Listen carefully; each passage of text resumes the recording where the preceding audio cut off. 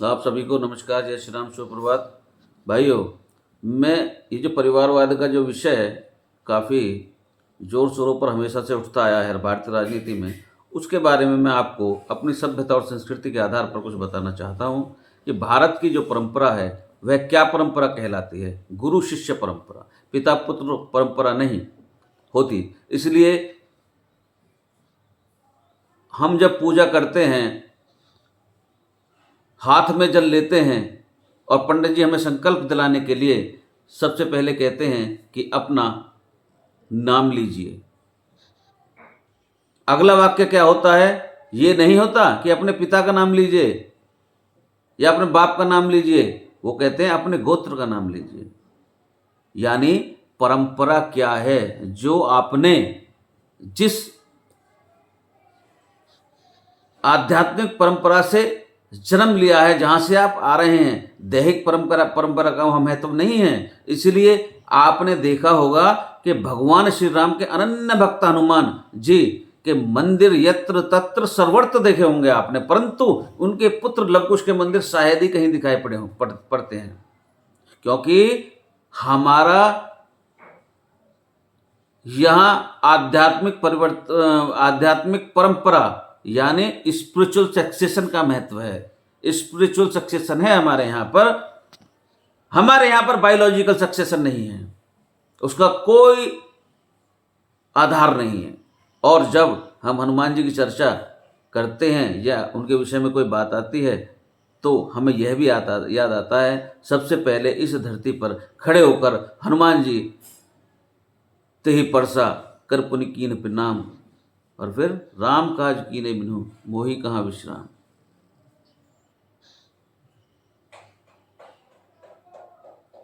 राम के कार्य को करने के लिए हमेशा तत्पर रहते हैं। आराम नहीं है उन्हें राम के कार्य को किए बिना। ये आज सबको सब कुछ स्पष्ट नजर आ रहा है, परंतु कुछ लोगों को उसमें निशाचर भी नजर आते हैं।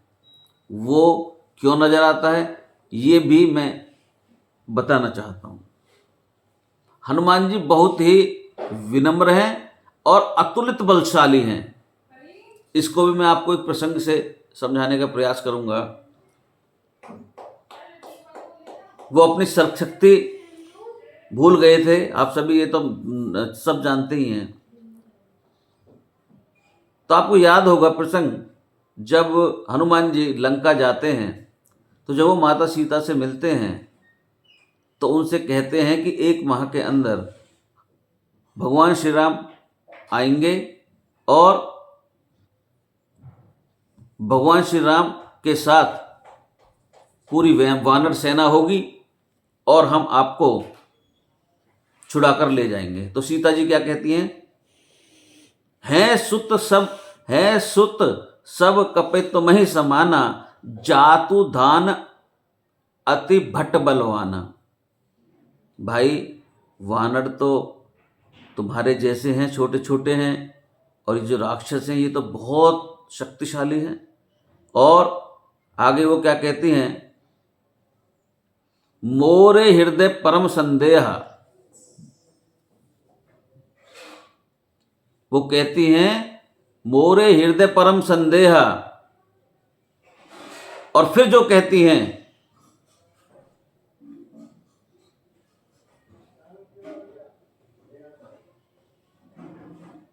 जब उन्होंने जैसे ही सुना कि मोरे हृदय परम संदेह, तो हनुमान जी क्या करते हैं उस समय?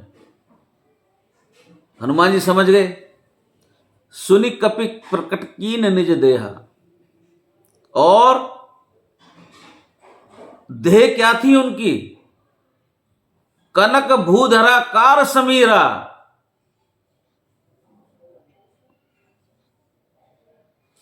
समर भयंकर अतिबल वीरा। बस यही अंतर है हनुमान जी और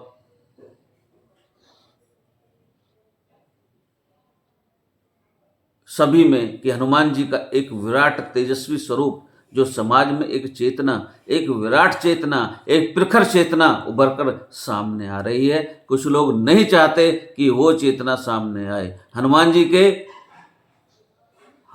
के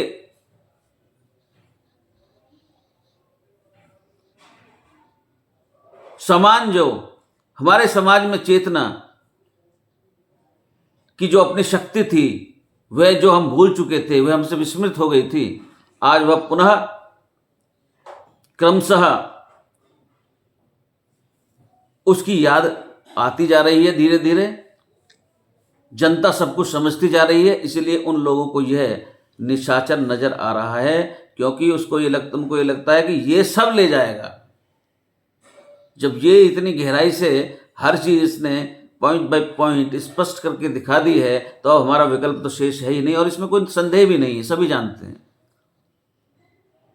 पर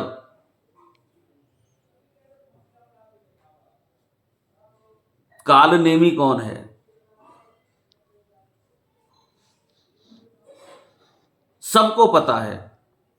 कालनेमी के चक्कर में जो पड़ जाता है, ये समझिए कि वह फिर उबरता ही नहीं है। देखिए, आप जानते हैं बहुत से लोग गए और फिर उबर ही नहीं पाए।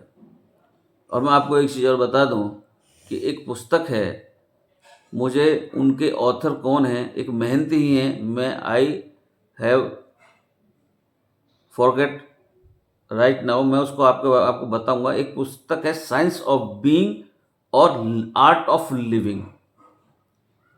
उसमें हमारी पूरी भारतीय संस्कृति, भारतीय सभ्यता के आधार पर सब कुछ बताया गया है। परंतु मैं इनके ऑथर कौन है, मैं वो मेरे दिमाग से विस्मृत है अभी, तो मैं वो आपको बताऊंगा ऑथर कौन है, और पुस्तक को आप अवश्य पढ़िए। हमारे यहाँ पर हमेशा से गुरु शिष्य गुरु परंपरा रही है। जभी तो गुरु नानक जी ने अपने पुत्र को गुरुगद्दी न देते हुए उस व्यक्ति को गुरुगद्दी दी जो उसके योग्य था। जभी तो द्रोणाचार्य अपने पुत्र से इतना ना प्रेम करते हुए उस अर्जुन को इतना प्रेम करते हैं जो उस कार्य को बहुत निपुणता से, बहुत गंभीरता से अपने कर्तव्य के, अपने धनुष बाण को चलाने के लिए, यानी जो ज्ञान था उसको प्राप्त कर रहा था। तो ये हमारे यहाँ की परंपरा है। और यह हमारी भौगोलिक, देश की भौगोलिक परिस्थिति पर भी निर्भर करता है। अब आप कहेंगे भौगोलिक का इसका क्या अर्थ है? मैं पिछली एक मेरी आईडी थी, मैं उसमें बहुत कुछ बता चुका हूँ आपको। भौगोलिक परिस्थिति ही ऐसी है हमारे भारत देश की कि जब भी यहाँ पर 4 ऋतुएं होती हैं, कहीं ऐसा आपने देखा नहीं होगा। इतनी सारी भाषाएं हैं, इतनी सारी संस्कृति, हर प्रदेश के अंदर अलग भाषा, हर प्रदेश की अपनी अलग संस्कृति है। ये अनेकता में एकता का जो भाव है वह केवल भारत के अंदर है, और वह केवल और केवल भौगोलिक स्थिति जो हमारे भारत देश के, उसके आधार पर ही है। ये मैं आपको बता दूंगा, पर मैं उस बुक को आपको बताऊंगा, वो सभी को अवश्य पढ़नी चाहिए जो हमारे भारत के दर्शन को समझना चाहते हैं। उसमें ज़्यादा टिपिकल वर्डों का या टिपिकल शब्द का इस्तेमाल नहीं किया गया है। हिंदी में भी, इंग्लिश में, दोनों कन्वर्ट उसमें उपलब्ध है। तो मैं उसका ऑथर बताऊँ, महंत हैं, कोई मुझे नाम याद नहीं आ रहा, किसी महंत ने लिखी है। आपने मुझे सुना, बहुत बहुत धन्यवाद। मित्रों, गुरु शिष्य की परंपरा है, अब यहाँ पिता पुत्र की नहीं है। तो पिता पुत्र की परंपरा तो मैं समझता हूँ भारतीय राजनीति से लगभग समाप्त हो ही चुकी है, जो थोड़ी बहुत बची है वो अगली बार समाप्त हो जाएगी। तो आपने मुझे सुना, बहुत बहुत धन्यवाद। जय श्री राम।